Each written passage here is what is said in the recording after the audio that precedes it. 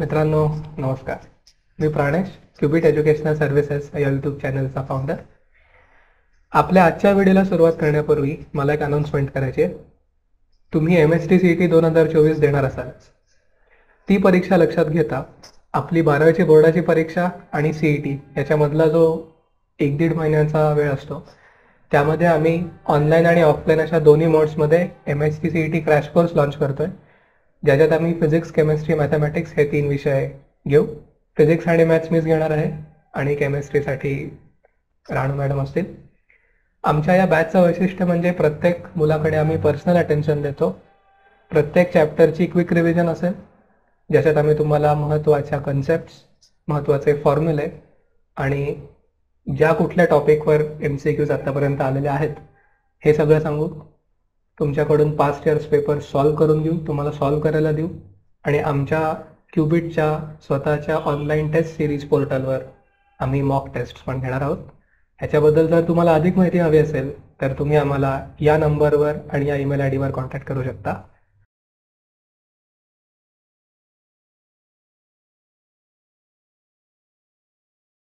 The velocity of electron in the first Bohr orbit having radius 0.53 angstrom is 2200 kilometers per second.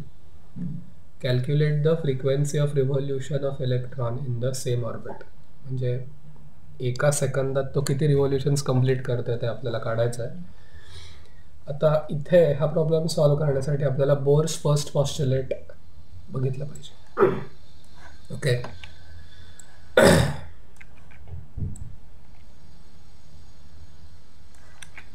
Bourse first पॉस्ट्युलेट आपल्याला काय सांगतं की electron revolves around the nucleus in circular orbits. बरोबर. आता circular orbits म्हणजे circular मोशनचा formula तिथे आपल्याला लावता आला पाहिजे किंवा आपण लावू शकतो. तर तो फॉर्म्युला आहे V=R⍵. ओके, हा फॉर्म्युला आहे. V स्पीड, R रेडियस आणि ओमेगा म्हणजे अँग्युलर स्पीड असतो तो. And what is the connection between angular speed and frequency? Omega is 2πf. हे फॉर्म्युले सर्क्युलर मोशनचे आहेत. ओके, तर ते आपल्याला F हवा आहे इथं. So we can substitute omega as 2πf. therefore V = R into 2πf. so F will be V/2πr. Okay, F will be V/2πr. V किती आहे? 2200 किलोमीटर पर सेकंड म्हणजे into 10⁻³ metres per second. 2 pi is 3.142, R is 0.53 angstrom. तर angstrom म्हणजे into 10⁻⁻10 होईल. बरोबर. So let us now continue to simplify this. Okay, नीट बघा आता काय करतोय. इथे 22 आहे, खाली 2 आहे, सो त्याचं मी वरती 11 लिहून घेईन. इथे 3.142 आहे, इथं 0.53 आहे. ओके, आता 10⁻² किती लिहीन मी? हे 3, ते 2200चे 2 आणि हा खाली -10 तर वरती +10 होईल. ठीक आहे. आता लॉग टेबलने आपण हे करूया. सगळ्यात आधी आपण करूयात log 11 सांगा, मग log 3.142 म्हणजे log π सांगा आणि मग log 0.53 सांगा आणि मग ते सबट्रॅक्ट करू. log 11 किती येईल? 1 पॉइंट काहीतरी येईल, 1.0 किंवा 1.1 असं. What is log 11?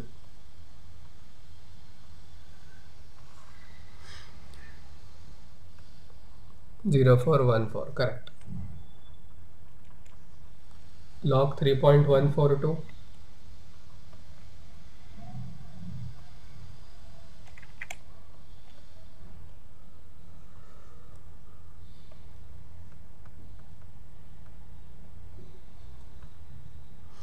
4972. हां, ते मेन डिफरन्स ॲड केल्यावर 4972 येईल. ओके,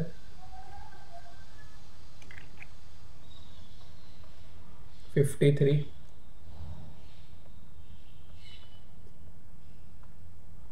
7243 येत असेल. ओके, 7 2 4 3 3 + 2 5 7 + 4 11 एक उरला ना 9 आणि 2 11 आणि 1 12 7 आणि 4 11 आणि 1 12 आणि इथे 0 येणार आहे. आता का 0 येईल? कारण ते बार आहे म्हणजे ते निगेटिव्ह आहे. कळालं का? कळालं नाही ते 0 का आलं? कारण इथे बार वन याचा कॅरेक्टरिस्टिक 0.53चा किती आहे? बार वन आहे ना. Okay, so now we will have 1.0414 minus 0.2215. 14 वजा 5 9. ओके, हे किती झालं मग? 0 झालं. 10 वजा 1 परत 9. इथे झालं 3 3 वजा 2 1 10 वजा 2 8.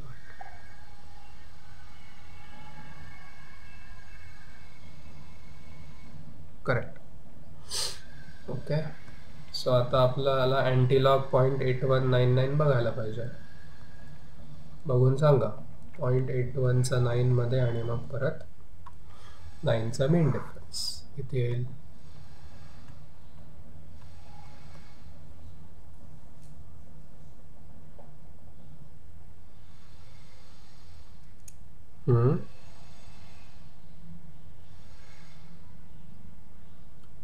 ओके, 6592 आणि 14 ना. 6592 आणि 14 4 आणि 2 6 6606 असं काहीतरी येईल. कॅल्क्युलेटरनी 6605 वर दिलं. ठीक आहे, चालेल. 6606 कॅरेक्टरिस्टिक 0 म्हणजे या दोन 6च्या मध्ये डेसिमल पॉईंट येईल. मग फ्रिक्वेन्सी किती येईल? फ्रिक्वेन्सी येईल 6.606 इंटू 10⁻⁻10 आणि 3 13 15. फ्रिक्वेन्सीचं unit hertz. Okay, that's our answer. Calculate the radius of second Bohr orbit in hydrogen atom from the given data. मास दिलाय, चार्ज दिलाय, प्लँक्स कॉन्स्टंट दिलाय, परमिटिव्हिटी दिली आहे. स्टँडर्ड फॉर्म्युल्यात व्हॅल्यूज टाकायच्या आहेत. ठीक आहे. ओके, इथे मला एन ची व्हॅल्यू कोण सांगू शकेल का? कितव्या ऑर्बिटची रेडियस काढायची आहे? ठीक. R2 is equal to 2 squared 6.63 चा स्क्वेअर 10⁻⁻68. ओके, या कारण 34च ते epsilon not 8.85 into 10⁻⁻12 upon 3.142 9.1 into 10⁻⁻31 Z1 आहे atomic number of hydrogen. E squared 1.6 squared into 10⁻⁻19 चा स्क्वेअर 10⁻⁻38. ओके, आधी नंबर सेपरेट करा. 4 into 6.63 squared into 8.85 upon 3.142 into 9.1 into 1.6 squared 2.56. Okay, आता power soft आहे. -68 -68 -12 +31. ओके, +38. ओके, आता आपल्याला हे लॉग टेबलने केलं पाहिजे. काय आपल्याकडे ऑप्शन नाही आहे. तर सगळ्यात आधी आपण log 4 + 2 times log 6.63 + log 8.85 करूया. मग log 3.142 + log 9.1 + log 2.56 करूयात आणि मग हे सगळं सबट्रॅक्ट करूया. ठीक आहे. लॉग 4 सांगा. कोण सांगेल लॉग 4? 40चा 0 मध्ये बघून.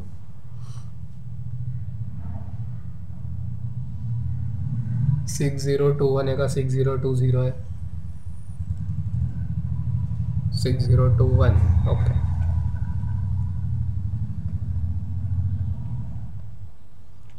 6.63चा लॉग सांगा. 0 पॉईंट काहीतरी येईल.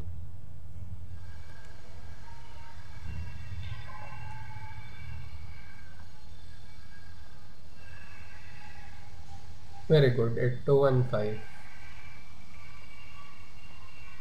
आणि लॉग ऑफ 8.85 परत 0 पॉईंटच काहीतरी येईल. 94.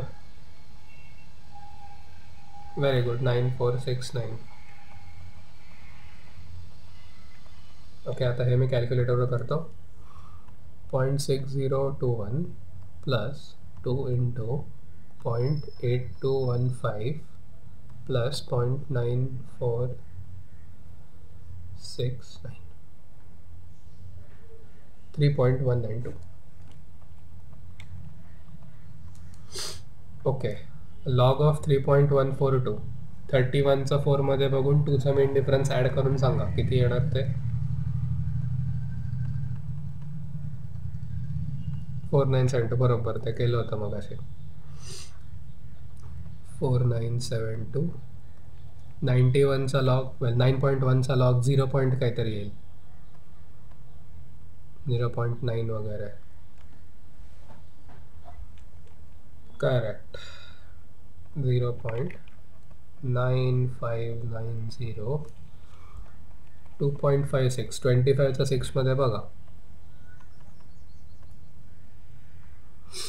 4082 असेल. आहे का 4082? बरोबर.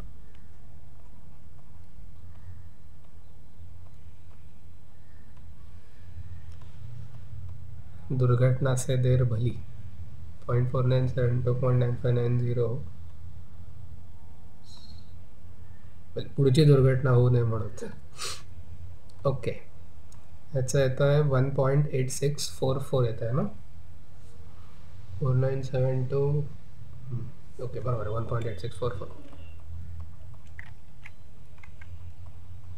Now we have to subtract that. Okay, 3.192 minus 1.8644.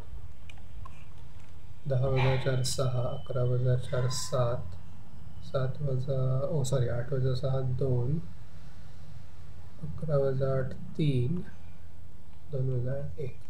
Check करूया.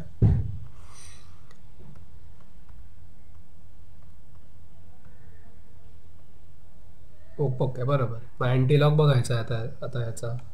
अँटीलॉग 1.3276. कोण सांगेल अँटीलॉग? 0.32चा 7 मध्ये बघा आधी. अँटीलॉगला दुसरे टेबल आहेत, डेसिमलवाले असतात ते. 0.327 आणि मीन डिफरन्स 6चा काय 2075 आणि 6च्या मीन डिफरन्समध्ये कुठला नंबर आहे? 0.32च्याच रो मध्ये. म्हणजे 2007 मध्ये का?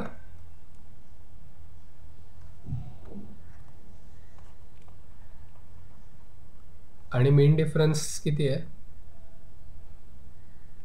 ओके, म्हणजे 2126 होणार ते. पण ते 21 होईल कारण त्याचा कॅरेक्टरिस्टिक 1 पाहिजे. ओके, म्हणजे R2 किती आहे? 21.26 इंटू ते 10 आहेच ना पुढे. ओके, 68 आणि 12 होतील 80. आणि हे किती होतील? 8 आणि 1 9, 3 आणि 3 6, 69. म्हणजे 11, म्हणजे 10⁻⁻11. सो हे करायचं मला 10⁻⁻11 10 बरोबर. म्हणजे मी इथे डेसिमल पॉईंट शिफ्ट केला पाहिजे. सो 2.126 अँगस्ट्रॉम ही R2 ची व्हॅल्यू आहे. आता मगाशी आपण एका न्यूमेरिकलमध्ये ENचा शॉर्टकट फॉर्म्युला आपण वापरला, तसा RNचा पण एक शॉर्टकट फॉर्म्युला आहे. ओके, त्याच्यासाठी आपल्याला बोर रेडियस लागते आणि त्याला आपल्याला 4नी डिवाइड करावं लागेल, because RN varies inverse, sorry 4नी मल्टिप्लाय करावं लागेल, sorry radius is proportional to n square, आणि फर्स्टला बोर रेडियस म्हणतात. ओके, फर्स्टला म्हणतात ते बोर रेडियस. तर जर MCQ असला असता तर आपण या शॉर्टकटने पण त्याचं उत्तर काढलं असतं. तर काढून बघूया किती येतं. ओके, पहिल्या ऑर्बिटमध्ये किती रेडियस आहे बोरची? R1 नॅनोमीटर्स आहे, 10⁻⁹ बरोबर. मग 10⁻⁻10 म्हणजे अँगस्ट्रॉममध्ये हवं असेल तर ते किती होईल? 0.53 अँगस्ट्रॉम होईल ना. शिफ्ट होईल डेसिमल पॉईंट उजवीकडे जर पॉवर कमी झाली तर. आणि ते n² आहे, सो R2 किती होईल? 0.53 × 2² 2² आहे तर 4, 53 × 4, 4 त्रिक 12, 5 चौक 20 आणि 1 21, 2.12 अँगस्ट्रॉम. आणि ह्याने पण आपलं साधारण ते चालेल. ठीक आहे. पण आता तुम्ही कसं ठरवणार की कशाने करणार आहे? कुठल्या मेन फॉर्म्युला लावायचा आहे का शॉर्टकट? तर जर 3 मार्क असतील तर तुम्ही शॉर्टकट नाही वापरू शकत. त्यांनी क्लिअरली म्हटलं आहे ना, फ्रॉम द गिव्हन डेटा. तर मग फ्रॉम द गिव्हन डेटा असेल तर मग डेटा वापरलाच पाहिजे. Calculate An electron is orbiting in the fifth Bohr orbit. Calculate ionization energy for this atom if the ground state energy is -13.6 electron volt. Okay, आता आपल्याला energy diagram वरून काय माहिती आहे? सपोज ही झाली energy level 0. Okay, 0 electron volt. तर ही असते आपली ground state. Correct, this is our ground state. Ground स्टेटला ऑर्बिट असतं 1 आणि एनर्जी किती असते? -13.6 इलेक्ट्रॉन व्होल्ट. म्हणजे ग्राउंड स्टेटवरून आयोनाइज करण्यासाठी त्याला 13.6 इलेक्ट्रॉन व्होल्ट एनर्जी द्यावी लागेल. पण आपला इलेक्ट्रॉन तिकडे नाही आहे, तो कुठे आहे? 5th बोर ऑर्बिटमध्ये कुठेतरी आहे आपला इलेक्ट्रॉन. ओके, म्हणजे आता त्याला किती एनर्जी द्यावी लागणार आहे? त्याला आता एवढीच एनर्जी द्यावी लागणार आहे, बरोबर. एनर्जी रिक्वायर्ड म्हणजे तो ऑलरेडी एका अनस्टेबल स्टेटमध्ये आहे, म्हणजे त्याला कमी एनर्जी आपल्याला द्यावी लागेल. आता energy in the nth orbit, त्याचा फॉर्म्युला काय आहे?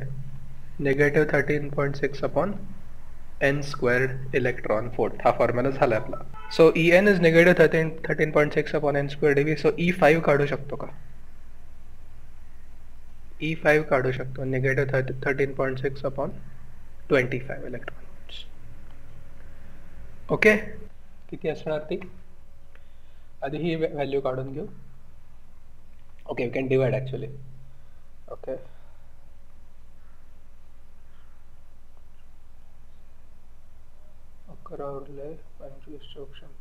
Okay, so this is the energy that the electron possesses. आणि निगेटिव्ह असल्यामुळे तो लिव्ह होऊ शकत नाही आहे न्यूक्लियसचं attraction.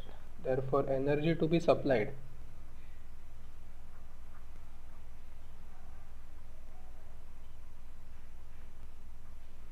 will be positive 0.544 electron volt. ठीक आहे, कॅल्क्युलेशन कळलं नसेल तर तुम्ही इथे करू शकता. 13.6/25 that is 0.54. आपला प्रॉब्लेम बेस्ड आहे या एनर्जी लेवल्सवर. हे बघा, इथे ज्या आहेत ना, या त्यातली जी E5 आहे ती कॅल्क्युलेट कशी केली? पुस्तकात त्यांनी -0.54 घेतली आहे, पण त्यात ती एनर्जी कॅल्क्युलेट करायचा जो फॉर्म्युला आहे तो हा आहे, -13.6 Z²/n². आणि n ऑर्बिट नंबर आहे आणि Z आहेत नंबर ऑफ प्रोटॉन्स. तर आता हायड्रोजनला एकच प्रोटॉन आहे, त्याच्यामुळे इथं 1 घेतलं खाली, पण आता खाली 5 घेतलं कारण आपल्याला 5 दिलं होतं त्यांनी. कळालं? जर 4 साठी विचारलं असतं तर किती घेतलं असतं आपण? खाली 16 टाकलं असतं n²ला, बरोबर. मग ती एनर्जी किती आली असती? ती एनर्जी आली असती 0.85, तीच त्यांनी इथे E4ला दिली आहे. ठीक आहे, कळाला प्रॉब्लेम? ठीक आहे, लिहून घ्या. ही एनर्जी सप्लाय करावी लागणार आहे आपल्याला, so that the energy becomes, the electron becomes free from the nuclear attraction. Question 6. The decay constant of a radioactive substance is 4.33 into 10 raised to negative 4 per year. Calculate its half-life period. आता half life आणि decay constant ह्यांच्यात काय relation आहे? T1/2 म्हणजेच half life is equal to ln2 upon lambda, where lambda is the decay constant. हा formula आहे, बरोबर. आपण ln2 ची अप्रॉक्सिमेट व्हॅल्यू काय घेतो? आपण घेतो 0.693 आणि लॅम्डा किती दिलाय? 4.33 इंटू 10 रेज टू नेगेटिव्ह 4 दिलाय त्यांनी पर इयर. सो ही जी हाफ लाईफची व्हॅल्यू ही इयर्समध्ये येईल, बरोबर. Now this 10 raised to negative 4 is there. If we send it to the numerator, it will become 10 raised to 4. म्हणजे आपण हे 4 घरं उजवीकडे शिफ्ट करू शकतो. So that will be 6930 upon 4.33 years. Okay, so आता आपण हे कॅल्क्युलेट करू शकतो का? करू शकतो कॅल्क्युलेट. लॉग टेबलने करूयात. अमन आहे का log table? Okay. 6930 characteristic 3, 4.33 characteristic 0. 69चा 3 मध्ये काय आहे मॅन्टिसा?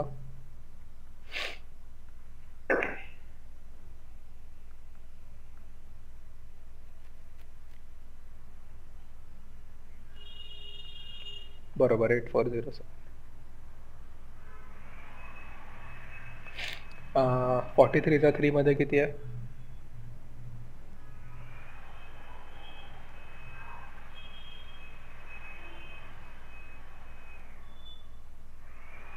सिक्स 6364. ठीक आहे, 6365 बरोबर आहे. 7 minus 5 2, 10 minus 6 4, 3 minus 3 0, 8 minus 6 2, 8 3. Correct. So half life किती होईल? हाफ लाईफ होईल अँटीलॉग 3.2042. साई आहे का लॉग टेबल? अँटीलॉग सांगा 0.2042 चा.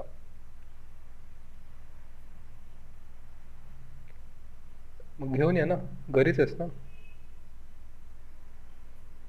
हो हो घेऊन. अमन तोपर्यंत सांगतो 0.20 चा 4 मध्ये काय आहे?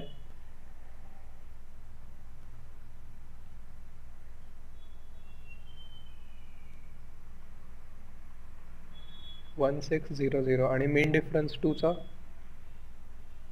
1. Okay, so 16. आता कॅरेक्टरिस्टिक किती आहे त्याचा? 3 आहे ना, so you will put the decimal point here. Okay, so what is the answer? Half life is 1601 years. आता आपण इयर्सच घेतलं पाहिजे, कारण त्यांनी पर इयर दिलंय. पर सेकंड दिलं असतं तर पर सेकंड घेतलं असतं आपण.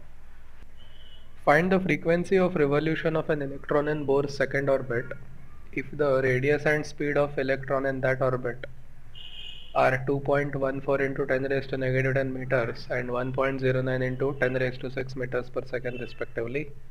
Take pi as 3.142. इथं ते 10 raised to 6 पाहिजे, तेवढं फक्त करेक्ट करूया. ठीक आहे, फ्रिक्वेन्सी काढायची आहे.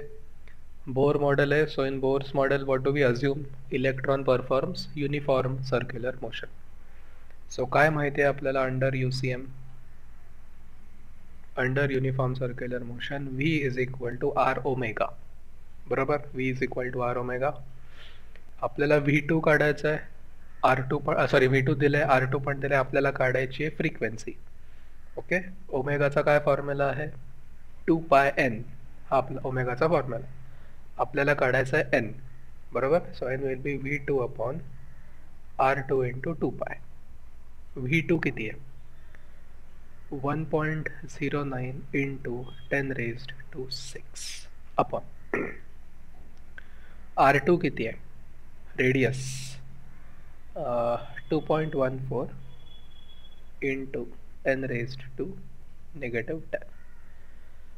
2 तसंच पाय आहे 3.142. त्यांनी दिलेले असेल तर तीच व्हॅल्यू घ्यायची आहे पायची. Okay fine. So let us collect the powers of 10. -10 वरती गेल्यावर +10 म्हणजे इथे 16 होईल. 1.09 अपॉन 2.14 इंटू 2 किती होईल? 4.28 इंटू 3.142. ठीक आहे. आता लॉग एन घेऊया, किंवा आपण आधी फक्त एवढंच घेऊ. ते 10⁻16 ची काही गरज नाही, ते नंतर घेऊ आपण. ठीक आहे. Okay. So log of 1.09 minus bracket log of 4.28 plus log of 3.142. Sai, आता मी त्याला ब्रॅकेट टाकलाय, त्याच्यामुळे ब्रॅकेटच्या आत प्लसच येणार. आलं ना लक्षात? आधीच्या याच्यात आपण आधी मायनस लिहिलं होतं, पण नंतर इफेक्टिव्हली ॲडच केलं. राईट. ओके. येस, सांगा आता. 1.09 कॅरेक्टरिस्टिक 0, 4.28 कॅरेक्टरिस्टिक 0, 3.142 परत कॅरेक्टरिस्टिक 0. 10चा 9 मध्ये काय आहे लॉग? 0.374. Very good. 42चा 8 मध्ये किती आहे?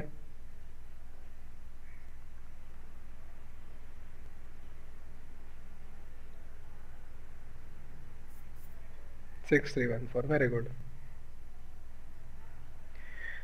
ओके, आता आपल्याला 31चा 4 मध्ये बघावं लागेल, आणि मीन डिफरन्स 2चा. सांगा 31चा 4 मध्ये किती आहे लॉग?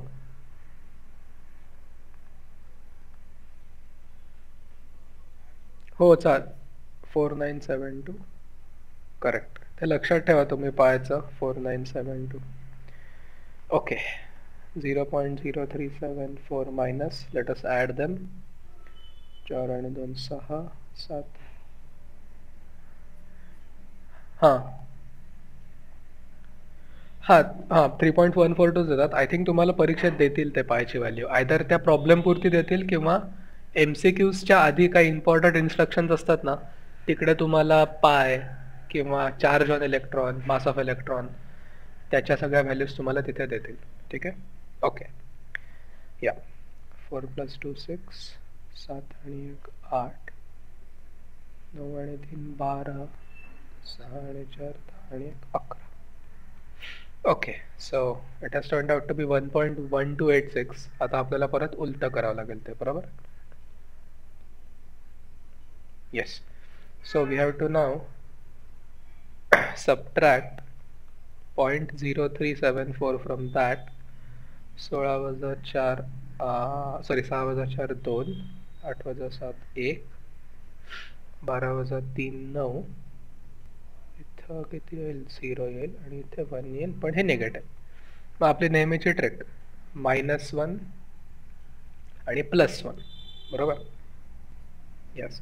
लुक नाव, इथला -1 इथं लिहिलेला आहे. हा -1 जो शेड केलेला नाही आहे तो आपण सबट्रॅक्ट केला मुद्दामून, मग परत ॲड करून घ्यायचा.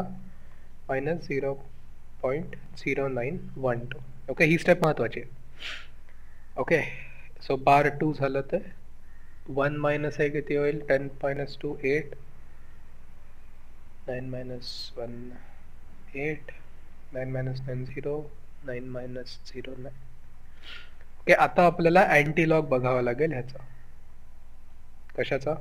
बार 2.9088.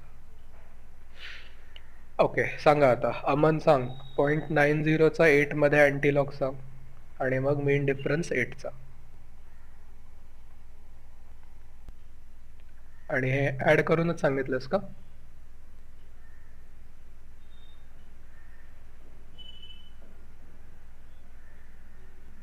फिफ्टीन आहे.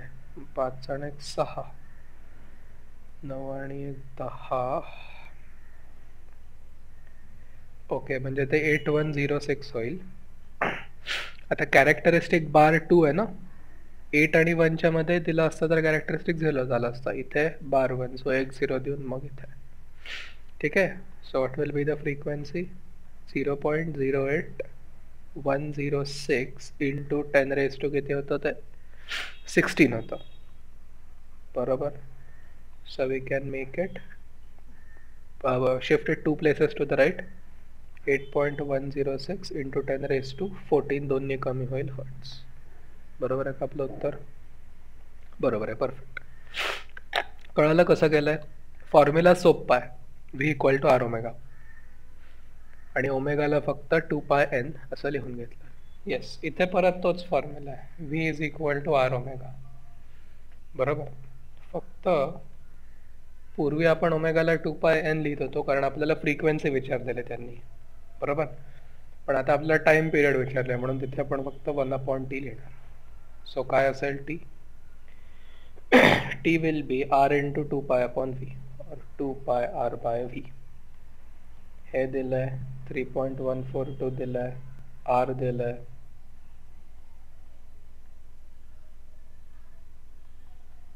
आणि v दिलाय का? दिलाय. Okay, so I am sure you will be able to solve the problem. हे काय असेल? 6.284 correct into 0.53 upon 2.3 into 10 raise to -16. हे फक्त तुम्हाला लॉग टेबलने करायचं आहे.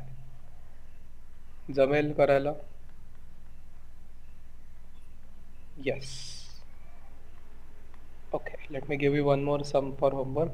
Energy of an electron in the second Bohr orbit is -3.24 electron volts. Calculate the energy of an electron in the first Bohr orbit.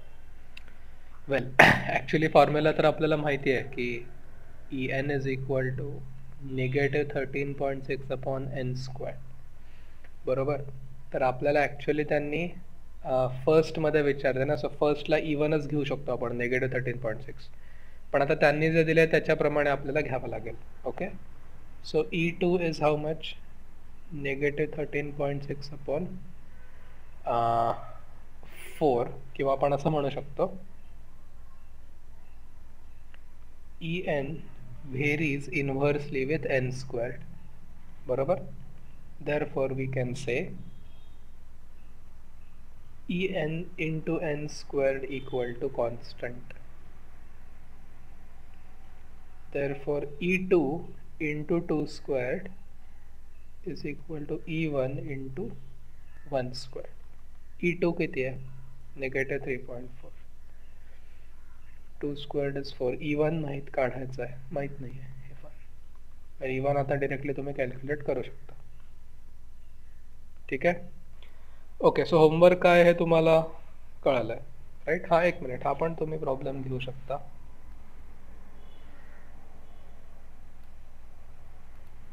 हा ह्याच्या उलटा आहे. जो आपण पहिला प्रॉब्लेम केला आज, सॉरी पहिला नाही आहे तो, हा डीके कॉन्स्टंट, ह्याच्या उलटा हा प्रॉब्लेम आहे. बघा, त्याच्यात डीके कॉन्स्टंट दिला होता, हाफ लाईफ काढायचं होतं. ह्याच्यात डीके कॉन्स्टंट काढायचं आहे, हाफ लाईफ काढायचं आहे. तोच फॉर्म्युला असेल. ठीक आहे. So I am putting it here as homework. Okay, काय फॉर्म्युला असेल? Half life is equal to log of 2, natural log of 2 upon lambda, decay constant, which is 0.693 upon lambda. Okay, so I am giving you 3 sums for homework. Solve them sincerely and send the solutions to me. Thorium 232Th90, it's disintegrated into lead 200 Pb82. Find the number of alpha and beta particles emitted in the disintegration. Okay, आता सोपा problem आहे हा. ह्याच्यात आपल्याला एक माहीत पाहिजे की जेव्हा अल्फा डिके होतो, ओके, जेव्हा अल्फा डिके होतो, सपोज आपलं पेरेंट न्यूक्लियस आहे AXZ. ओके, सपोज आपलं पेरेंट न्यूक्लियस आहे AXZ, तर अल्फा डीकेमध्ये ॲटॉमिक मास नंबर 4ने कमी होतो आणि ॲटॉमिक नंबर 2ने कमी होतो, because alpha particle is actually helium nucleus. बरोबर. सो ते 4He2 असतं आणि हे काय असतं? आपलं अल्फा पार्टिकल असतं. बरोबर, राईट. आणि जेव्हा बीटा डीके होतो, ओके, जेव्हा बीटा डीके होतो तेव्हा काय होतं? ॲक्च्युली बीटा डीके होतो तेव्हा न्यूट्रॉन प्रोटॉनमध्ये कन्वर्ट होतो आणि इलेक्ट्रॉन एमिट होतो, बरोबर. सो तर जर ती आपण न्यूक्लियॉन्स बॅलन्सिंग ती रिॲक्शन कन्सिडर केली तर ॲटॉमिक मास नंबर तोच राहतो. ओके, नंबर ऑफ प्रोटॉन्स वाढतो एकाने आणि एक इलेक्ट्रॉन बाहेर येतो. ओके, आणि अँटी न्यूट्रिनो पण येतो, पण ते आपण काय लक्षात नाही घेतलं तरी चालेल या प्रॉब्लेम पुरतं. ओके, तर आता आपण असं अज्युम करूयात की suppose m alpha particles are emitted and n beta particles are emitted. Suppose आपण असं अज्युम करूयात. Okay, suppose m alpha particles and n beta particles are emitted. Okay, म्हणजे आपण काय लिहू शकतो नीट बघा. 232 थोरियम 90 232 थोरियम 90 हे कशात झालंय? ॲक्च्युली लेडमध्ये झालेलं आहे ते, बरोबर, लेडमध्ये झालेलं आहे. प्रत्येक अल्फा पार्टिकलसाठी लक्षात द्या, प्रत्येक अल्फा पार्टिकलसाठी ॲटॉमिक मास नंबर कितीने कमी होणार आहे? 4 कमी होणार आहे. असे आपण अज्युम करताना किती करतोय? m. सो टोटल होईल 4m, बरोबर. बीटा पार्टिकल्स एमिट झाले तरी ॲटॉमिक मास नंबरमध्ये काहीही चेंज होत नाही, सो त्याच्यात ते कॉन्ट्रीब्युशन काही येणार नाही, बरोबर. आता जेव्हा एक अल्फा पार्टिकल एमिट होईल, ओके, जेव्हा एक अल्फा पार्टिकल एमिट होईल तेव्हा ॲटॉमिक नंबर कितीनी कमी होतो? 2 कमी होतो, बरोबर. सो जर असं m अल्फा पार्टिकल्स असतील तर तो कितीनी कमी होईल? 2m कमी होईल, बरोबर. आणि जेव्हा एक बीटा पार्टिकल एमिट होतो म्हणजे इलेक्ट्रॉन, तेव्हा ॲटॉमिक नंबर ॲक्च्युली एकाने वाढतो. सो जर असे n बीटा पार्टिकल्स एमिट झाले तर इथे किती होईल? +n होईल. ही रिॲक्शन तुमच्या लक्षात आली आहे का? येस. आता इथे लिहिताना आपण रिॲक्शन कंप्लीट केली पाहिजे, नाही केली तरी परीक्षेच्या दृष्टीने चालू शकेल, पण आपण आता ती कंप्लीट करून टाकेल. m अल्फा पार्टिकल्स होते, सो m 4He2 आणि plus n electrons. Okay, n electrons आणि प्लस बाकीचे पण आहेत, पण दॅट्स इट. ओके, आता काय आहे? लेडचा ॲटॉमिक मास नंबर किती दिला आहे? कुठल्या लेडचा आयसोटोप आहे? 200 वाला. Given, what is given? दिलेलं आहे त्यांनी 200 Pb82, 200 Pb82, बरोबर. सो 232 - 4m कशाशी इक्वेट करावं लागेल? 200शी करावं लागेल. म्हणजे 4m किती होईल? 32, m होईल 8. आता ह्याच्याकडे जाऊया. And 90 - 2m + n atomic number किती आहे लेडचा? 82, बरोबर. पण m ची व्हॅल्यू 8 काढली आहे आपण ऑलरेडी. Therefore 90 - 2 × 8 + n = 82. 8 × 16, 90 - 16 किती होतात? 90 - 16 74, करेक्ट, 74. सो n किती होईल? 82 - 74, 12 × 8, सो ते पण 8. सो किती alpha particles? 8 alpha and 8 beta particles. ह्याच्यात काय मेन गोष्ट आहे? म्हणजे या प्रकारचा अजून प्रॉब्लेम आला तर तुम्हाला तो सॉल्व्ह करता येईल का? तर येणार आहे. त्याच्यात तुम्हाला काय लक्षात घ्यायचं आहे की अल्फा डीकेमध्ये ॲटॉमिक मास नंबर 4 कमी होतो आणि ॲटॉमिक नंबर 2 कमी होतो. बीटा डीकेत काय लक्षात ठेवणार तुम्ही? ॲटॉमिक मास नंबर तोच राहतो, ॲटॉमिक नंबर 1 वाढतो, कळलं. आणि गॅमा डीकेत काहीच होत नाही, एनर्जी लेवल्स कमी होतात, बरोबर ना. गॅमा डीकेत काय असतं? AZXच राहतं, ते लक्षात ठेवा. सो त्यांनी जर सांगितलं की बाबा किती गॅमा पार्टिकल्स एमिट झाले ते आपण तसं ठरवू शकत नाही. Find the ratio of longest wavelength in Paschen series to shortest wavelength in Balmer series. Okay, आता हा प्रॉब्लेम सॉल्व्ह करण्यासाठी तुम्हाला त्याच्या सिरीजची जी नावं आहेत ना ती सिक्वेन्शियली तुम्हाला पाठ करावी लागते. तर त्यातलं पहिलं आहे लायमन, दुसरा आहे बामर आणि तिसरा आहे पाशन. ओके, लायमनसाठी एन ची व्हॅल्यू 1 आहे, बामरसाठी 2 आहे आणि पाशनसाठी 3 आहे ती. ओके, सो बेसिकली ते काय इंडिकेट करतात की तुमचा जो इलेक्ट्रॉन आहे तो एक्सायटेड स्टेटमधून कितव्या स्टेटला, लोअर स्टेटला रिटर्न होतोय, पहिल्या, दुसऱ्या का तिसऱ्या, त्यानुसार ते ठरतं. ठीक आहे, आता याच्यातला मेन फॉर्म्युला काय आहे जो बामरनी एम्पिरिकली आपल्याला दिला होता, जो नील्स बोरनी प्रूव्ह केला त्याच्या पॉस्ट्युलेट्स आणि याचा रुदरफोर्डचा ॲटॉमिक मॉडेल मॉडिफाय करून. तो फॉर्म्युला काय आहे तर 1/λ is equal to Rydberg's constant, okay, into bracket 1/n² minus 1/m².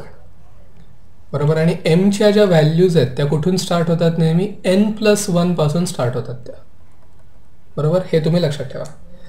आता त्यांनी आधी पाशन विचारलंय आणि मग बामर विचारलं. सो पाशनसाठी तुम्ही n काय टाकणार, पाशनसाठी तुम्ही टाकणार 3. बरोबर, सो आधी पाशनसाठी काढून घेऊयात. 1/λ is equal to Rydberg's constant into, आता पाशनसाठी n ला 3 टाकावं लागेल तुम्हाला. बरोबर, सो दिस इज 1/9 स्क्वेअर येते, लक्षात ठेवा स्क्वेअर येते, minus 1/m².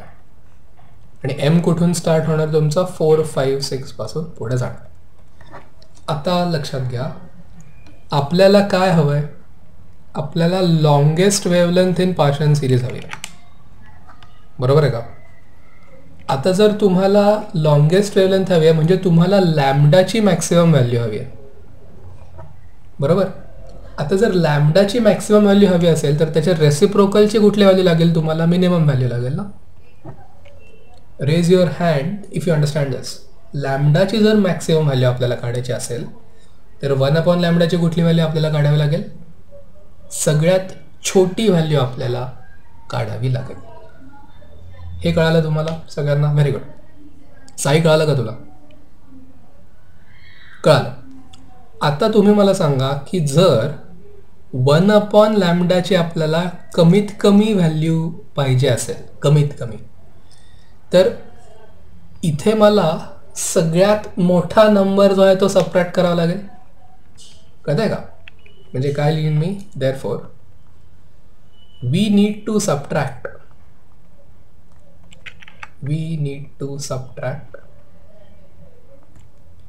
the largest possible number. Okay, we need to subtract the largest possible number from what, 1/9. आता लार्जेस्ट पॉसिबल कोणता आहे, 1/4 हा 1/5 पेक्षा मोठा आहे. सो 1/16 जो आहे तो 1/25 पेक्षा मोठा असेल आणि तो 1/36 पेक्षा पण मोठा असेल. सो आपण m ची व्हॅल्यू कुठली सिलेक्ट करणार, सगळ्यात छोटी. Okay, so what can I say now, therefore 1/λ max कशाचा आहे, Paschen, is equal to Rydberg's constant into 1/9 minus 1/16. Okay, तर ते किती होईल आता, इंटू 16 मायनस 9 इज 7, 16 इंटू 9, तसंच ठेवा, रेशोच काढायचा आहे तसं आहे आपल्याला. कळालं का, दॅट इज फॉर पाशन. आता जाऊया बामरकडे. Okay, let us go to Balmer now. आता बामरला जर n ची व्हॅल्यू 2 असेल तर हा जो फॉर्म्युला आहे तो तसाच राहील. ओके, फक्त ह्याच्यात 9च्या ऐवजी काय येईल, 4 येईल. कळालं, आणि mच्या ज्या व्हॅल्यूज आहेत त्या 3 पासून स्टार्ट होतील. कळालं का, बामरच्या ह्याच्यात कळालं, त्या व्हॅल्यूज 3 पासून स्टार्ट होणार आहेत कारण n ची व्हॅल्यू 2 आहे. बरोबर, आता याच्यासाठी कोणतं हवं आहे, बामरसाठी कुठली वेव्हलेंथ हवी आपल्याला, शॉर्टेस्ट वेव्हलेंथ हवी. ओके, म्हणजे तुम्हाला काय हवं इथे, लॅम्डा मिन हवं आहे. आता जर तुम्हाला लॅम्डा मिन हवं असेल, ओके, जर तुम्हाला लॅम्डा मिन हवं असेल तर 1/λ काय लागेल तुम्हाला, मॅक्स लागेल ना. आता जर 1/λ मॅक्सिमम व्हॅल्यू हवी असेल तर तुम्हाला कमीत कमी नंबर सबट्रॅक्ट करावा लागेल. जसं इथे आपण काय लिहिलं, we need to subtract the largest possible number from 1/9. इथे आपण काय लिहिणार, therefore we need to subtract the smallest possible number.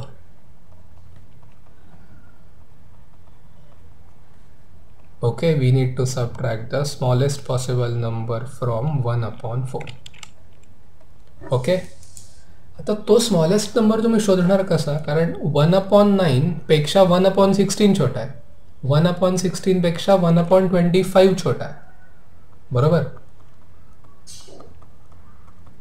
आणि 1/25 पेक्षा 1/36 छोटा आहे. पण ह्याला काही एंड नाही आहे, बरोबर. ह्याला काही एंड नाही आहे. तर इथे कसं ठरवणार आपण, तर इथे तुम्हाला एक लिमिटचा फॉर्म्युला वापरावा लागेल. सोपा आहे तो फॉर्म्युला, काही अवघड नाही आहे. तर तो फॉर्म्युला हा आहे की जसा तुमचा m वाढत जाईल तसा तसा तुमचा 1/m² छोटा छोटा होत जाईल. सो इव्हेंच्युअली तो येईल 0.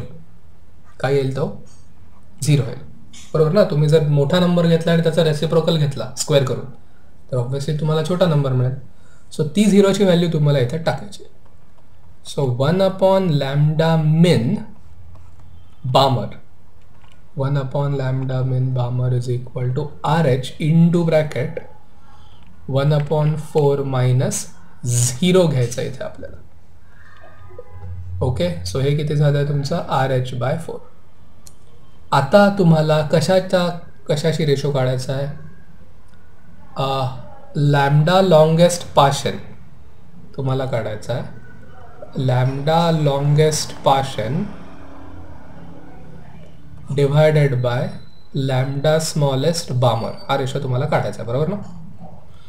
बघा आता काय लॅम्डा मॅक्स पाशन काय आहे, लक्षात घ्या हे 1/λ मॅक्स आहे बरं का.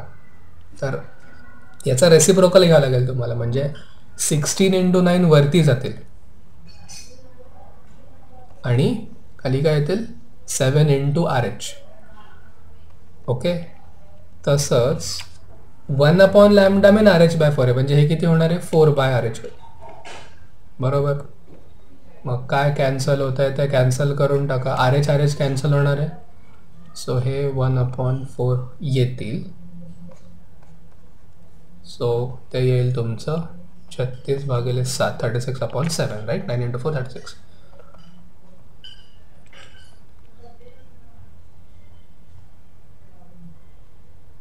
साधारण 5.143 येईल ते. Okay, we'll need to check. 36/7 बहुतेक माझं बरोबर आहे. या 5.1485. ठीक आहे, सो ते त्याचं उत्तर आहे. Calculate the wavelength of H gamma line and series limit for bracket series. Okay, series limit for bracket series. आता ब्रॅकेटसाठी n ची व्हॅल्यू आठवते का तुम्हाला, बघा. सगळ्यात आधी लायमन आहे, मग बामर आहे, मग पाशन आहे आणि मग ब्रॅकेट आहे. म्हणजे ब्रॅकेटला n किती आहे 4 आहे. Is it clear. ओके, आता 1/λ काय आहे तर राइडबर्ग्स कॉन्स्टंट इंटू 1/n² म्हणजे 16 मायनस 1/m². ओके, m कुठून स्टार्ट होणार आहे 5 पासून स्टार्ट होणार आहे. हे आपण ज्या आधीच्या न्यूमेरिकलमध्ये केलं तसंच आहे. आता तुमच्यापैकी कोण मला राइडबर्ग्स कॉन्स्टंटची व्हॅल्यू सांगू शकेल का SI युनिट्समध्ये. 1.097 × 10⁻⁷ एक्झॅक्ट पर मीटर.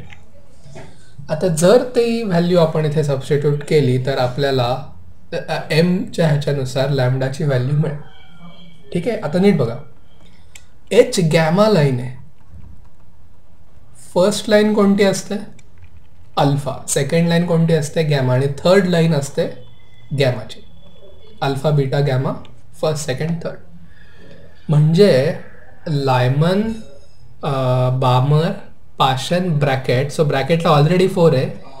4 नंतर ही फर्स्ट आहे तुमची अल्फा, ही बीटा आहे आणि ही गॅमा लाईन आहे. म्हणजे एमची व्हॅल्यू काय टाकावी लागेल आपल्याला 7 टाकावी लागेल. ओके, कळालं का? एमची व्हॅल्यू 7 का आली? पहिल्या लाईनला अल्फा लाईन म्हणतो, दुसऱ्या लाईनला बीटा लाईन म्हणतो आणि तिसऱ्या लाईनला गॅमा लाईन असं म्हणतो. हे लक्षात आलंय का तुमच्या? ओके, सो 1/λ किती झालं? 1.097 इंटू 10⁻⁷ इंटू ब्रॅकेट 1/16, बरोबर? 1/16 minus 1/49. Okay, so let's do it.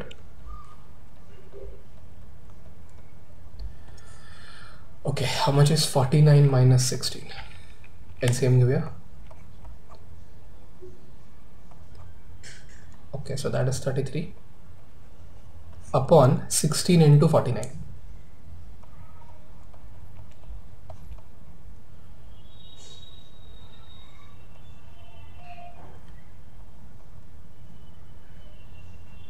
Okay, so that is 784. पण नीट लक्षात घ्या, हे 1/λ आहे, बरोबर? आपल्याला काढायचा आहे लॅम्डा. सो लॅम्डा काढण्यासाठी आपल्याला याचा रेसिप्रोकल घ्यावा लागेल, बरोबर ना?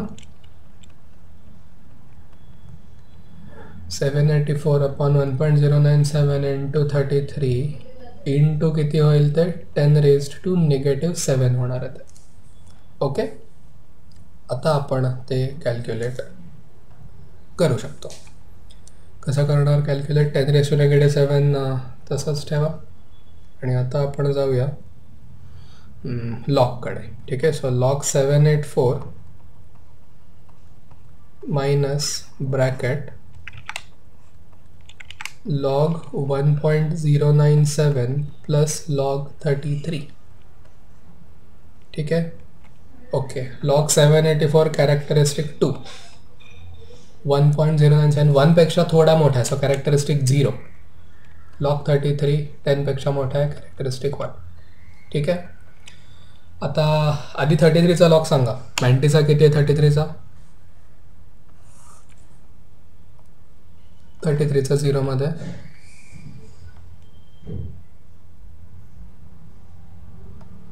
585. परफेक्ट.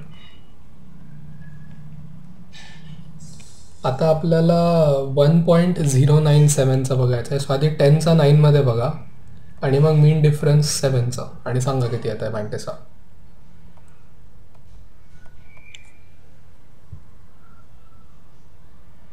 अ 403 नाही, 4 डिजिट्स आहेत ना. 04 मीन डिफरन्स ॲड करून 0402 येत आहे का बघ बरं, का 3च आहे? सॉरी,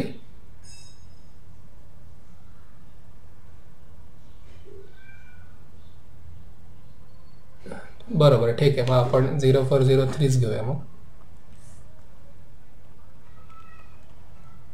ओके, आणि 78चा 4 मध्ये किती येतोय?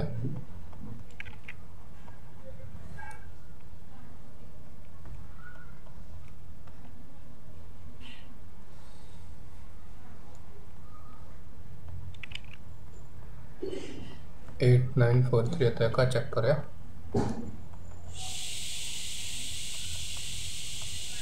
परफेक्ट, 8943. सो आता हे मी कॅल्क्युलेटरवर करतो म्हणजे आपल्याला डायरेक्टली अँटीलॉग घेता येईल. 2.8943 minus bracket 0.0403 plus 1.5185 bracket closed. So हे येत आहे 1.3355. आता ह्याचा अँटीलॉग घेऊयात. 10 आणि 100च्या मध्ये उत्तर येईल कारण कॅरेक्टरिस्टिक 1 आहे. सो आता तुम्ही काय करणार? 0.33चा 5 मध्ये आणि मग मीन डिफरन्स 5 अँटीलॉग टेबलमध्ये सांगा किती येत आहे.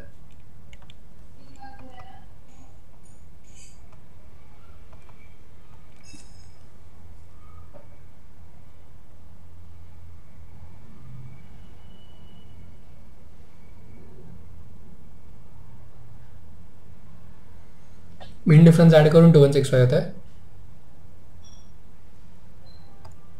बरोबर, परफेक्ट, 2165. पण कॅरेक्टरिस्टिक 1 आहे, सो हे 21.65 असं येईल. Okay exactly. ओके सो आपलं उत्तर किती येईल? Therefore lambda is equal to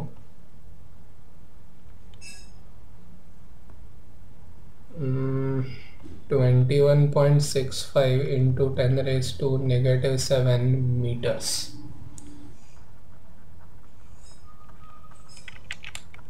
Series limit for bracket.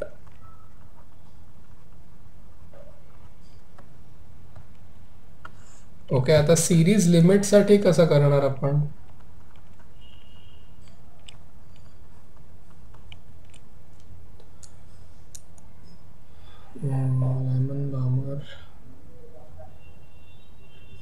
Okay so 1/16 minus इथे आपल्याला 0 घ्यावं लागेल आता लिमिटसाठी. ओके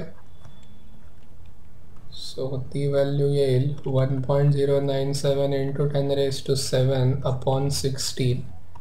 सो लॅम्डाची व्हॅल्यू येईल 16/1.097 इंटू 10 raised to -7. आता log lambda okay log 16 minus log 1.097 करूयात. लॉग 16 म्हणजे इथे काढतो मी आता 1 पॉईंट काहीतरी येईल 1.2041 येत आहे आणि लॉग 1.097 तुम्ही सांगितलं होता 0.0403. 11 वजा 3 8 3 भागाला 4 6 1 1. Okay so lambda will be आता याचा अँटीलॉग बघा बरं किती येतो आहे 1/6चा 3 मध्ये आणि 8चा मीन डिफरन्स. ओके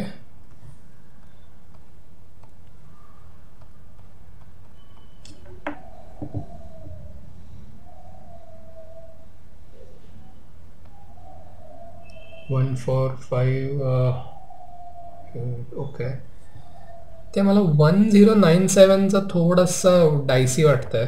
1097चं मॅन्टिसा पार्ट तुम्ही 3043 सांगताय ना 0403 तर 0402 आला पाहिजे असं मला वाटतंय. पण ठीक आहे आपण आता जे तुमचं लॉक टेबल असेल त्याच्याप्रमाणेच जाऊया. ठीक आहे हरकत नाही. किती आलं 4581 आलं ना? नाही सॉरी 1458 आलं ना का किती आलं तुमचं? Sorry Aman can you tell me that again.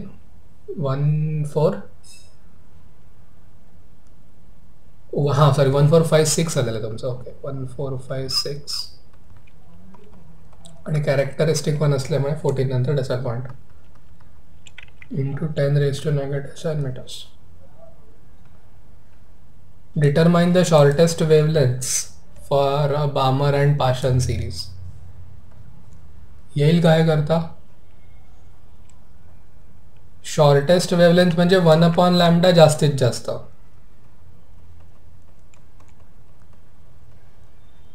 आता जर 1/λ तुम्हाला जास्तीत जास्त हवा असेल okay if you want 1/λ to be maximum म्हणजे तुम्हाला 1/m² ला 0च घ्यावं लागेल. त्याच्यावरून तुम्हाला उत्तर करता येईल. ओके बामरला n2 घ्यायचा आहे तुम्हाला आणि पाशनला घ्यायचा आहे n=3. ठीक आहे तुम्हाला डेफिनेटली येईल ते करा ट्राय. हां लॅम्डा शुड बी मॅक्सिमम म्हणजे हां एक्झॅक्टली 1/λ मिनिमम झालं पाहिजे. आता नीट बघा लायमनला n1 आहे मग तुम्ही m किती घेणार मिनिममसाठी? m तुम्हाला 2 घ्यावा लागेल. बामरला n2 आहे तर लॅम्डा मिनिमम 1/λ मिनसाठी तुम्ही m किती घेणार? 3 घेणार. लगेच इमिजिएट घ्यायचं. येईल करता. Disintegration rate of a radioactive sample is 10 raised to 10 per hour at 20 hours from the start. It reduces to 5 into 10 raised to 9 per hour after 30 hours. Calculate the decay constant. ठीक आहे. आता हा problem solve करण्यासाठी तुम्हाला ते डिसइंटिग्रेशन rate वगैरे त्याचं फक्त बेसिक माहीत पाहिजे आणि रेडिओ ॲक्टिव्ह डिकेचं जे इक्वेशन आहे मेन इक्वेशन ते तुम्हाला माहीत असेल तरी इनफ आहे. काय? Number of nuclei at time t which remain which have not disintegrated किती असेल ते N not e raise to negative lambda t. हे मेन इक्वेशन आहे आपलं. हे आपलं मेन इक्वेशन आहे. हे इक्वेशन जर तुम्ही लक्षात ठेवलं तर तुम्हाला रेडिओ कुठलाही प्रॉब्लेम सॉल्व्ह करता येईल. ठीक आहे. आता त्यांनी डिसइंटिग्रेशनचा रेट दिलेला आहे.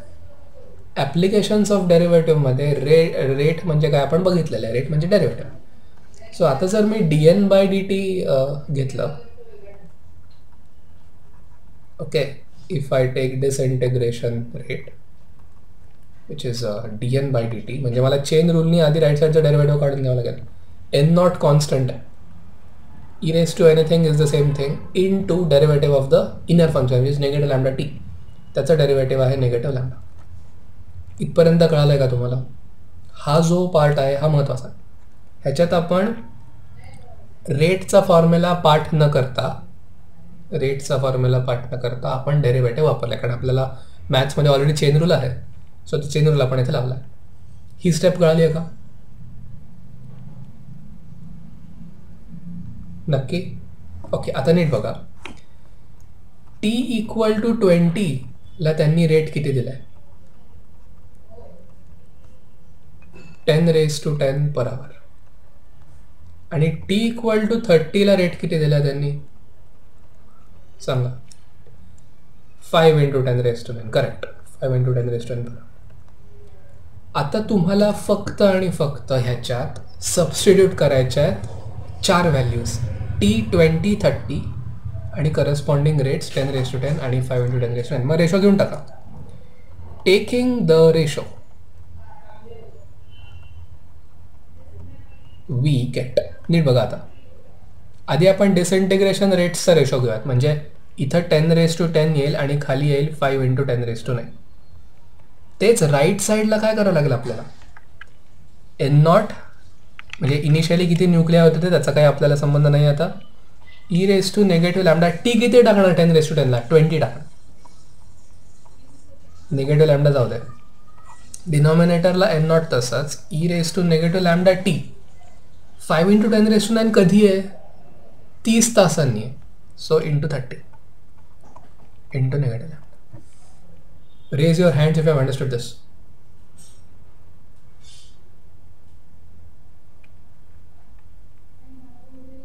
ओके. साई कळालं का तुला?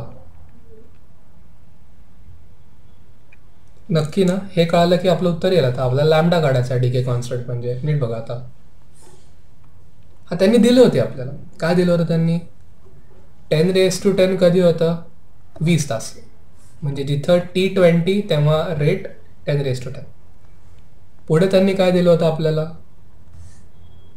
त्यांनी पुढे दिलं होतं 5 × 10⁻9 जेव्हा 30 असेल तेव्हा. सो जेव्हा इथे 30 टाकू आपण तेव्हा इथे किती होईल? 5 × 10⁻9. कळालं? ओके. आता 10⁻10/10⁻9 किती होतील? 10 होतील ना. 10⁻1 म्हणजेच 10/5 2 होईल.